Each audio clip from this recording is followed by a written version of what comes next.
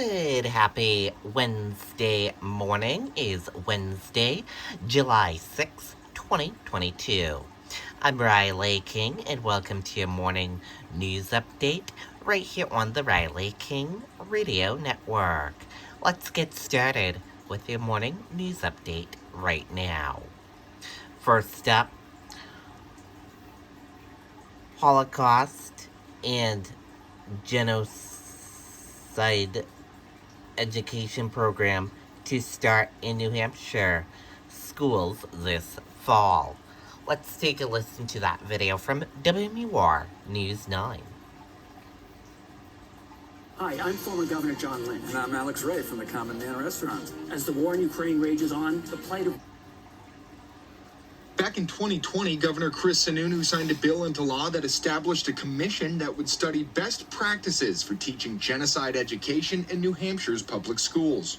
The commission got to work, and in May, the Board of Education reviewed their findings, determining the state is ready to enact this type of learning in all districts. So beginning in the middle school years, there needs to be at least one instructional element, and then again in high school during a graduation required course. For Holocaust survivor Cotty Preston, this type of education is important. When I first started speaking, a lot of kids never heard of the Holocaust. The Holocaust is not just a Jewish tragedy, it's a human tragedy.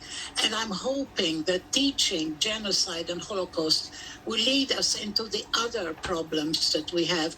We have other Holocausts that we have to deal with. Other members of the committee agree. The past is something that must be confronted, not to be avoided, whitewashed, or shifted, or changed, or called divisive. There's nothing divisive here, except a fear to confront it. The hope is that this type of comprehensive education will give kids a better understanding of genocide and how it happens. It's repeated so many times through history, both before and since. We can act, and we can prevent these things from happening in the future. And New Hampshire was the 14th state to enact a statute for Holocaust and genocide education. Since Governor Sununu signed that legislation back in 2020, 6 other states have enacted similar measures. Live in studio, Scott Cook, WMUR News 9.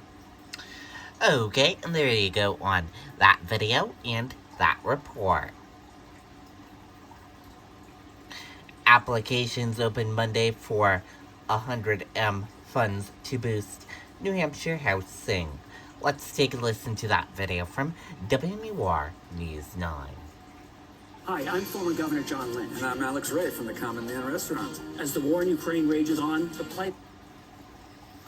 It's the story state officials say they keep hearing from Granite State businesses. When you talk to businesses, the biggest issue they come back with all the time is housing. If it's difficult for a new medical resident to accept his residency at an area hospital because they can't find housing they can afford, you can imagine what it's like for a single parent with a couple of kids. At a level, they say now, that requires state intervention. It is, as the governor pointed out, at a point where employers are not able to recruit and retain a lot of their key employees because those employees cannot find an adequate place to live. The plan is Invest NH, $100 million focused on multifamily workforce housing.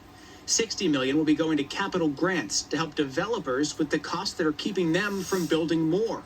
All of this going to developers to help cover some of their costs, their gaps in funding, whether it's because of the massive amounts of inflationary costs that folks are dealing with today.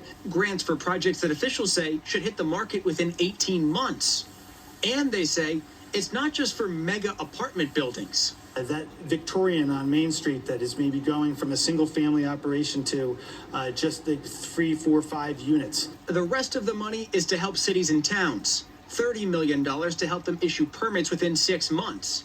$5 million to help fix zoning rules that lead to a lack of affordable housing, and $5 million to demolish vacant buildings. The benefit of this program doesn't just put thousands of new units onto the market. It puts it onto the market very, very quickly, and it puts it all across the state.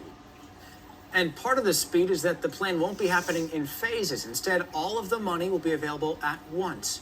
Applications for developers are going live on Monday. The state created a new website for this. We made it super easy for you. We put the link for you on the WMUR website and mobile app. Okay, there you go on that video and that report.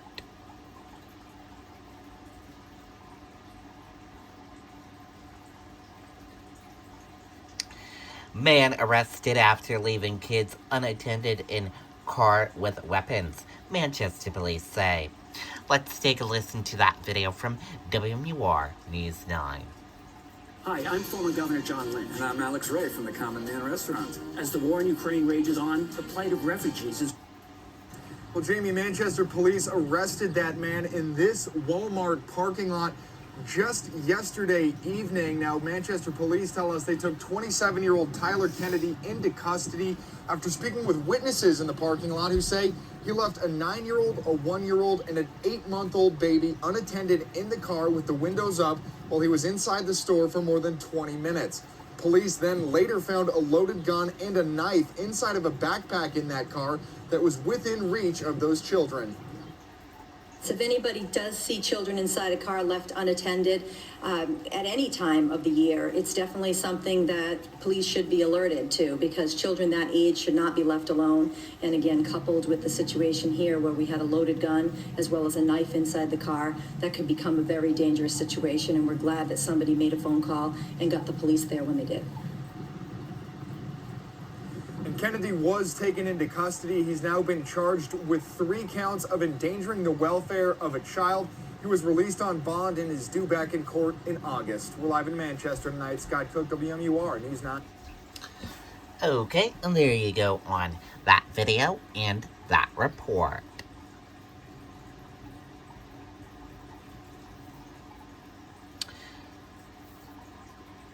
And that does it for your morning news update right here on the Riley King Radio Network. Thank you for tuning in and listening. Have a great day, everyone, and goodbye.